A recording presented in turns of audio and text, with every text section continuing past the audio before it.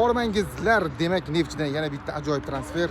Messi jamoasida o'ynagan va Portugaliya jamoalarida o'ynagan nigeriyalik qayishgan pastda videolarni ko'rib ketsangiz bo'ladi. Kofi Kuao zo'r himoyachi, videolardan ko'ryapmiz. O'zi Neftchini o'yinlarini ham yaxshi ko'raman bilasiz, lekin Paxtakor muxlisi bo'lsam ham transfer siyosatini juda zo'r olaman. Hozir transfer siyosatida qat oqsayapti, himoyachini topishyapti, zo'rini topishyapti.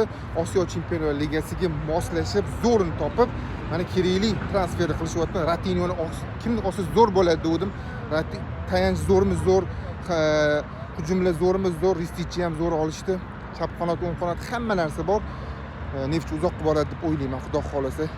Chempionlar Ligasi saralash bosqichida zo'r transfer, omadli bo'lsin, o'yini ham omadli chiqsin. Neftchiga omad.